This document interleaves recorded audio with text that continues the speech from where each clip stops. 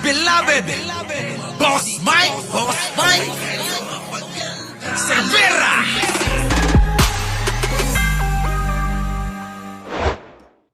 Sa pamilya Marcos. Ito naman mga kababayan, si Maharlika. Kita nyo, ito kasi yung pinanonood, yun ang pinanonood eh. Si Maharlika ng si Maharlika eh. Si Maharlika eh. Sa totoo lang mga kababayan, ako na nagsasabi. Kung sino man ho ang mga taong nasa posisyon para magsabi kung anong klaseng tao si Maharlika, ay yung mga nakasama. Di ba? Kaming mga nakasama. Wala na hong iba. Hindi ho kayo. O kung meron man, yung iba na mga nakasama pa tulad ng mga naging asawa at tulad nung asawa na pinatay niya at yung mga naging jowa-jowaan niya. Ganon, di ba? Thank you naman po dyan. Sino ba ito? Si Delia Sakuko. Thank you naman po. Eto na. Tuloy mo. Huwag na po kayo maniwala sa pamilya Marcos, lalo na yung magkakapatid. Pero gusto mo marikas. Kita nyo mga kababayan, huwag na daw tayo maniwala sa pamilyang Marcos. Mga kababayan, ganun ho, klaseng mga paninira ang ginagawa ng mga kalaban at mga bayarang mga vlogger ni Digong. Kita nyo, ito naman ang sagot ng isa nating netizen, ate. Hindi nyo ba napansin? Karamihan ng mga taga-suporta ni Pangulong Bongbong Marcos magaganda, gwapo, tulad ni ate. Ate, ano masasabi mo dyan? Banatan mo. Sa'yo, maniwala ang mga tao? Na kahit ni isa na wala ka namang nalatag na ebidensya na totoo yung mga sinasabi mo. Ngayon, nanawagan ka sa mga tao na huwag maniwala sa mga Marcos. Huwag maniwala kay Lisa dahil laki ang galit mo sa kanya kasi hindi binigay sa'yo yung pinangarap mong posisyon. Punyeta ka. Hindi binigay sa'yo ang magiging ambasador, maging sekretary sa Malacanang, punyeta. Kaya ganyan ang mga sinasabi mo sa mga Marcos. Laking galit mo sa mga Marcos. Noong si Duterte ang presidente, panay walwal mo kay Duterte. Palagi mong sinisiraan si Duterte at ganun din ang ginawa mo kay Leni Robredo. Ngayong alam mong tatakbo si PBBM sa pagka-presidente, bumuelta ka, sumama ka sa mga rally, kumampi ka kay PBBM. Ngayong hindi binigay sa'yo ang posisyon na gusto mo, umiba ang ihip ng hangin, balimbing kang punyeta ka, umuwi ka ng Pilipinas. At ilatag mo lahat ng ebidensya na pinapakalat mo kahit isa sa mga sinasabi mo, kahit isa sa mga ginagawa mo at pinupost mo at pinakalat sa social media. Wala kang ibinigay na ebidensya kahit isa. Ikaw, Marlika, sana yung bunganga mo na yan, malagyan ng yan, para hindi na makagalaw yung bunganga mong punyeta ka. Umuwi ka ng Pilipinas. Puro ka lang challenge ng punyeta ka na wala ka namang ginagawa, puro ka sinungingan. Tama. Ikaw, Maharlika, kahit saan may mga kaso ka. Sa Amerika, may kaso ka din. Wanted ka sa Amerika, punyeta ka. Dito sa Pinas, wanted ka rin kaya hindi ka makakauwi. Ikaw po ang Maharlika, pag namatay kang punyeta ka, huwag kang umuwi dito sa Pilipinas, ha? Sunugin na niyang bangkay mo dyan at itapon dyan sa China Sea. Punyeta ka, puro ka kasinungalingan. Umuwi ka ng Pilipinas, Maharlika. Oo nga naman, Maharlika, umuwi ka na. Kita mo mga kababayan, ito nga, sabi ko nga sa inyo, mahalaga po ang lahat ng mga opinion, pananaw ng ordinaryong mamayan na katulad natin Nang sa ganun, mga kababayan, naririnig din nila. Di po ba? Kasi mga kababayan, hanggat walang nagsasalita na mga katulad natin, na katulad ni ate, hindi po magkakaroon ng kaliwanagan. Ang isip ho ng iba nating mga kababayan na sumusuporta kay Digong. Di po ba? Mga kababayan, kita nyo, nagkaroon tayo ng Attorney Claire Castro sa Malacanang. Ano ang ginagawa nila? Abay, ina-ambush nila, pinanggigilan nila ng pinanggigilan sino? Si Attorney Claire Castro. Nangunguna na nga dyan sino? Si Libayan, na dating kakampi niyan. Dati hong magkaibigan yan, mga kababayan. Pero ano nangyari? Kita nyo, binabanatan na ho nila Libayan si Atty. Claire Castro. At hindi lang ho sila. 10 ng mga DDS dyan na mga vlogger, sila Maharlika, sila Roque, maging si Magalong, mga kababayan. Di ba? Ganun talaga. Bakit to, mga kababayan? Kasi ayaw nila na sila ay kinokontra. Ayaw nila na may sumasagot sa mga pananaw nila. Ang gusto ng mga kampo ni Digong, sila lang lagi ang tama. Oo, wala nang ibang papakinggan. Sila lang, kami lang, gano'n, sasabihin nila. Sila lang ang tama, wala nang iba.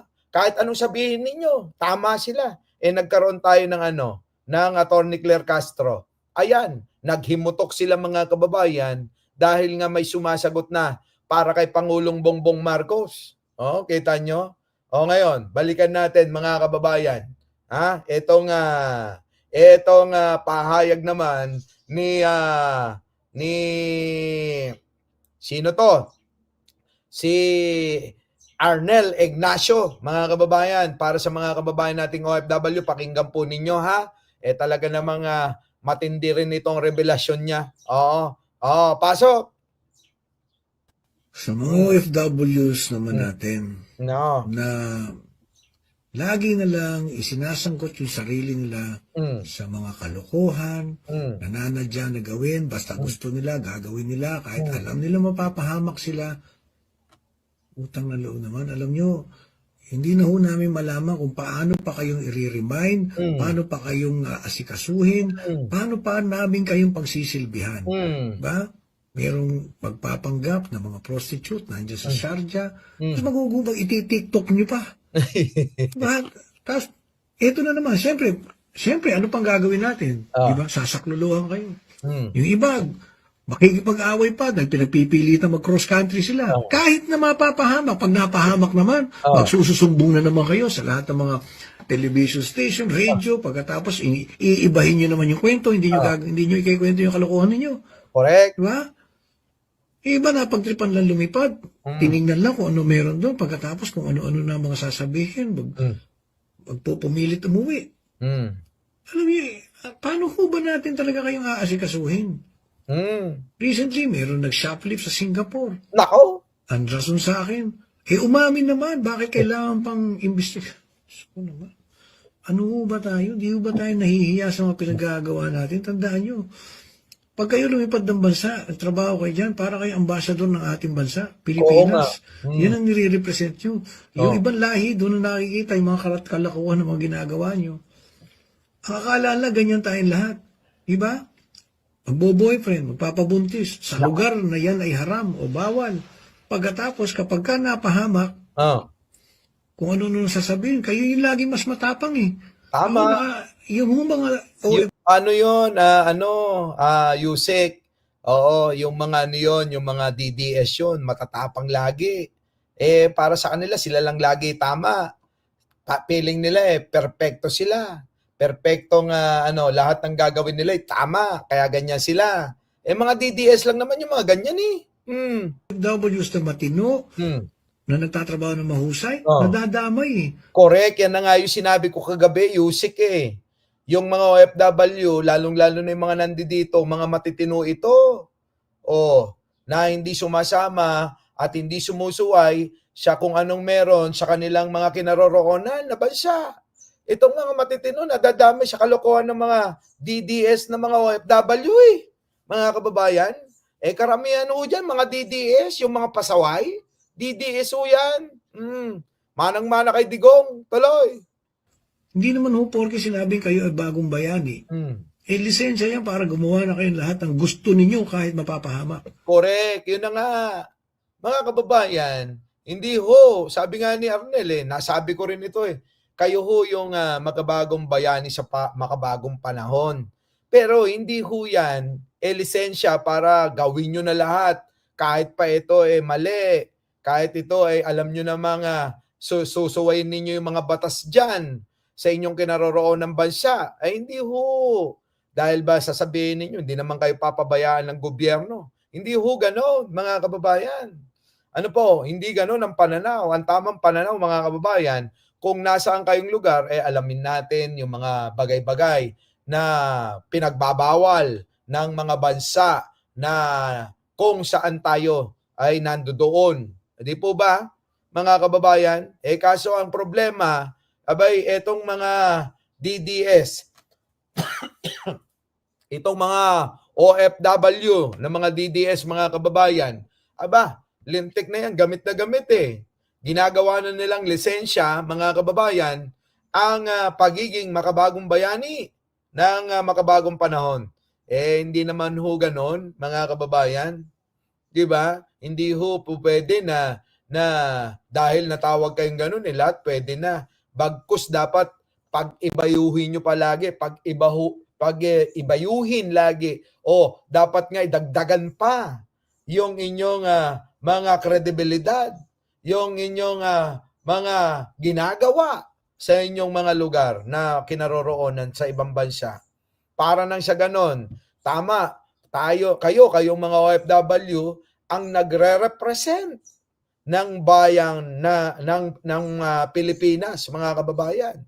Ay ano na lang sasabihin ngayon ng mga ibang mga lahi pag nakikita at nababalitaan na tayo nasasangkot sa mga ganyang mga gawain tulad ng abay magpapabuntis kayo, mambubuntis kayo nang hindi nyo naman asawa, nang hindi nyo naman jowa. Ha? No, baka sabihin nyo, jowa ko naman to, pero may asawa kayo mga kababayan. Pambihira naman kayo. May magkaiba ho yun. Tandaan ninyo, if you are committed, you're committed. Kahit na jowa, kahit asawa, pag committed kayo. Ganun yun. Yung iba kasi mga kababayan, nagbibilang Ang katwiran mga kababayan, wala naman dito yung asawa ko paano naman yung pangangailangan ko? Pag nangati ako, di ba? Parang si Maharlika mga kababayan. Pag nangati, sige lang na sige. Hindi ko ganon. Sa mga lalaki, kaskas nyo. Kaskas nyo sa pader. Walang gamitin ninyong sino? Si Maria. Sa mga babae naman, marami naman sa palengke. Di ba? Makakabili naman kayo dyan ng mga kung ano-ano. Para naman hindi. Mapupunta na naman tayo sa ganitong topic. Naalala ko tuloy yung DDS na supporter na kita nyo, no? Sinasakripisyo daw niya yung kanyang kaelyahan. Ang sagwa mga kababayan. Di ba ba? Napakasagwa na pakinggan, mga kababayan. Na pati yung kanilang mga kaelyahan, mga kababayan nadadamay dito sa pagsuporta kay Digong Alam niya, mga kababayan, hindi ko lubos maisip talaga. Di ba? Para-paraan ho. Kung alam nyo, ang katwiran ko kasi, kapag gusto, may paraan. Kapag ayaw, napakaraming dahilan. Sokdulan na dahilan dahil yun nga daw, kailangan daw ng kanilang ng kanilang katawan yung jar-jar, mga kababayan. Di ba? Jar-jar dito, jar-jar doon. Naku, meron nga akong kakilala. Mga kababayan, eto naku, ayokong banggitin pero eto ho malapit ho sa akin to. Alam nyo naman ako, di ba? Meron tayong dyan sa Qatar Meron tayong beauty beauty shop. Opo, mga kababayan. Ano ba yan? Wellness, yun na nga yung pagpapaganda, wellness, ano pa man. Skincare clinic, yun na lang, mga kababayan, at saka salon, nandyan, sa Qatar. Di ba? Mga kababayan, putik na yan, may mga drama. Sir, hindi ko na humahal talaga yung asawa ko. Walang iisang buwan ka pa lang dito, hindi mo na mahal yung asawa mo. Samantalang nung bago kayo malis, hindi po kami maghihiwalay. Hindi po kami gagawa ng kahit na na masasaktan namin ang isa't isa. Ay, nako. Tapos nung mawalay, mga kababayan isang buwan pa lang, mga kababayan, may sumusundo ng iba. Anak ng pating talaga. Ayoko naman pakialaman yung mga personal na buhay na yan, kundi tayo magpapaalala lang sa mga bagay-bagay na kailangang iwasan nila. Pero sila pa rin ang gagawa at sila pa rin ang magdidesisyon para sa sarili nila. Parang si Pangulong Bongbong Marcos at parang si Arnel Ignacio. Di po ba? Anong gagawin? natin, kundi magpayo lang. Nasa kanila pa rin yan.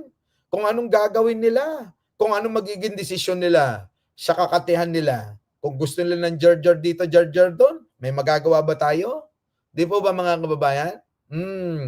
Sige, tuloy. Eto na. Diba, hanggang saan nyo ba gustong pigain ang aming lakas para kayo ay pagsilbihan? Yan na sinasabi ko mga kababayan nating OFW. Hindi ho mga super ano ito eh. Ha? Mga ang katawan nila immortal itong mga nasa gobyerno tulad ni Arnel Ignacio. Hindi ho ito immortal mga kababayan. Nakakapagod ho. Tandaan po ninyo. Daang libong mga Pilipino ang may mga kaso sa amang sulok ng mundo. Mga kababayan na inaasikaso nila na ginagawan na paraan para sila ay maligtas sa tiyak na kamatayan, sila ay mapalaya sa pagkakapreso, pagkakakulong. Kita nyo, nung nakaraang linggo mga kababayan, abay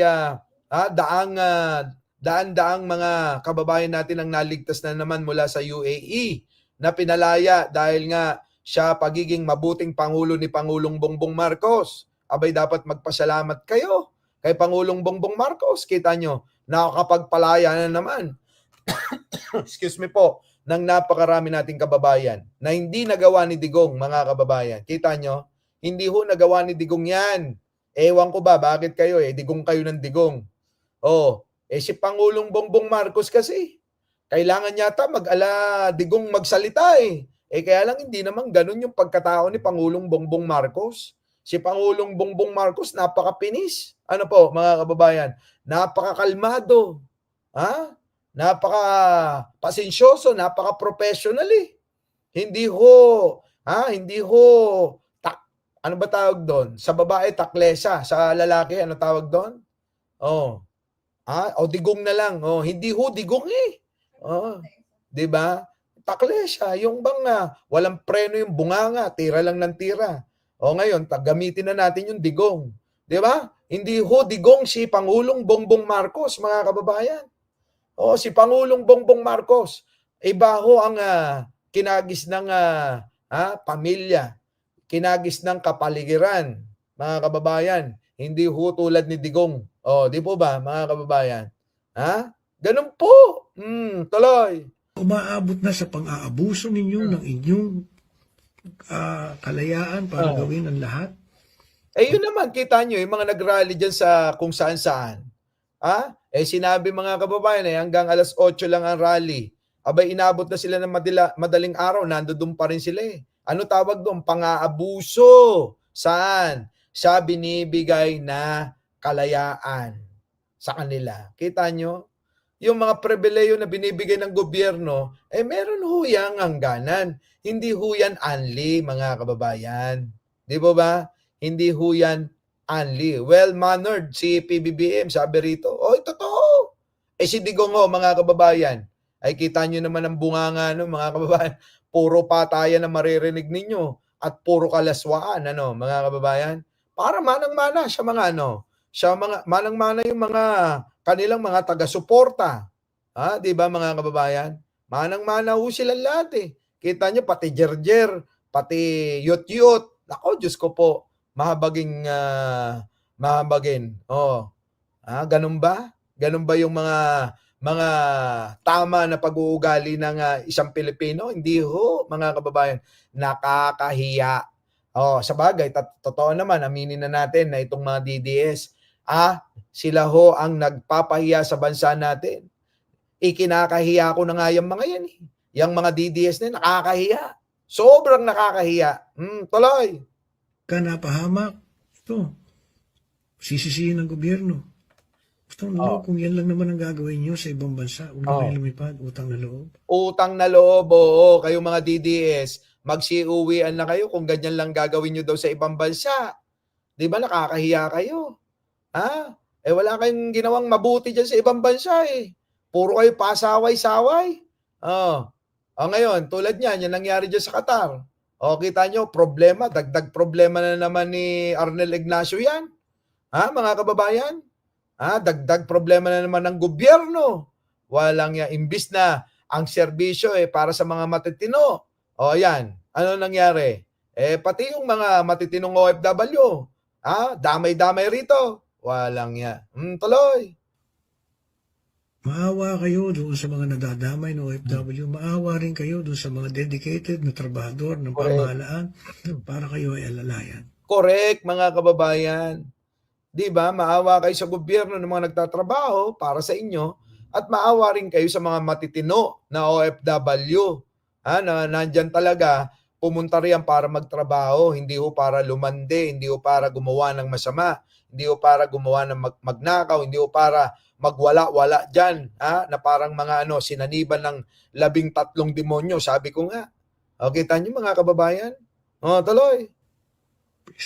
Magtulong-tulong naman tayo. Kayo nga, yan na lang itutulong nyo. Huwag na kayong gumawa ng katarantaduhan pagka kayo napupunta sa ibang bansa. Huwag nyo naman bigyan ng ganyang kahihiyan yung bansa natin. Correct. Dito na lang kayo. Dito na lang kayo. Kaysa naman binibigyan nyo ng kahihiyan yung bansa natin sa ibang bansa. Nakakahiya ho talaga mga kababayan itong mga pinaggagawa ng mga DDS na to. Ano po? Yan, kita nyo. Parali-rali sila. At kung ano-ano pa mga kababayan. Di ba? Mga kababayan, buti na lang yung karamihan po sa inyo, matitino, hindi gumagaya sa mga ito. Mga kababayan. Kasi damay-damay talaga to. Our beloved Boss Mike Cervera.